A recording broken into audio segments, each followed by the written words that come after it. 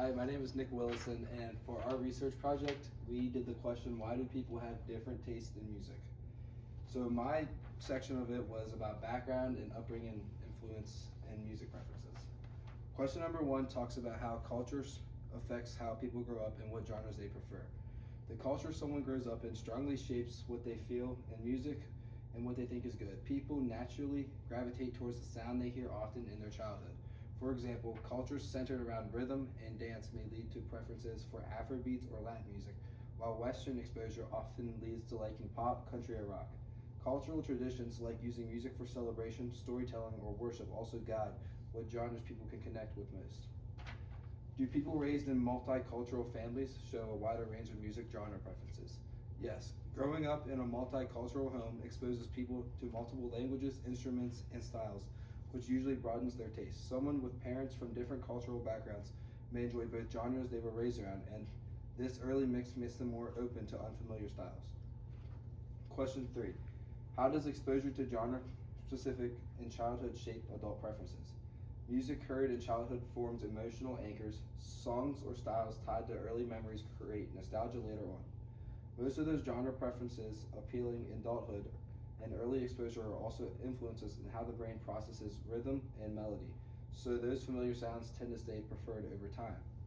Question number 4, are certain genres more popular in specific regions or countries, and why? Yes, regional preferences often reflect history, language, and cultural identity. For example, country music is tied to specific areas of the US.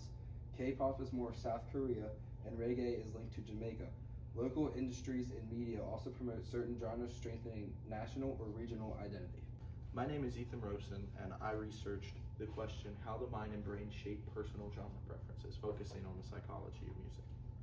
How do personality traits like introversion or openness affect genres people enjoy most?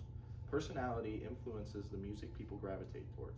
People high in openness usually enjoy creative or complex genres like jazz or indie. Extroverts prefer upbeat, energetic styles such as pop or hip hop. Introverts often choose calmer or more reflective music that matches their internal focus.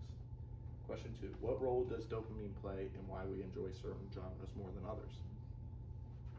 Music we love triggers dopamine release, creating feelings of pleasure and motivation. If a genre fits our emotions or personality, the dopamine response is stronger, which reinforces our preference for that type of music. Question 3.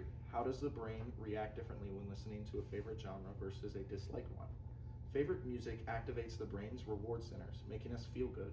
Music we dislike can activate areas linked to stress or tension instead, which is why we feel irritated or uncomfortable when listening.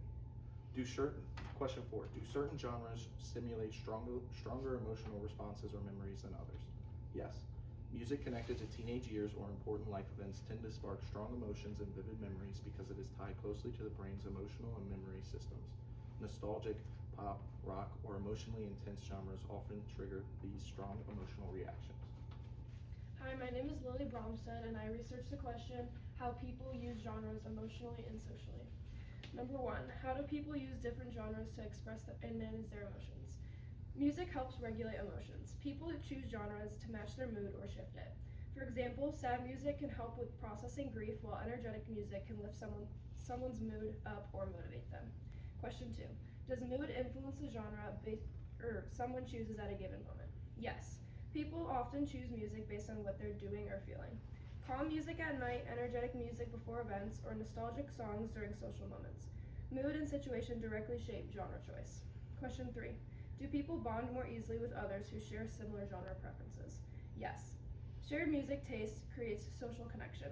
Liking the same artist or genre gives people instant common ground and can make it easier to relate or form friendships. Question 4. Does age and life experience change the genres people connect with most over time? Also yes. Music from childhood and adolescence stay deeply meaningful, which is called the reminiscence bump. But as people age and their priorities shift, their tastes often shift too. Different generations also bond over the music from their own cultural moment. And last but not least, question 5, does social media play a role? Also yes, social media helps people identify with artists and communities, while streaming platforms recommend music based on habits, moods, and demographics. As a result, algorithms and online trends both shape and reinforce genre preferences. So that is our presentation, and here is a list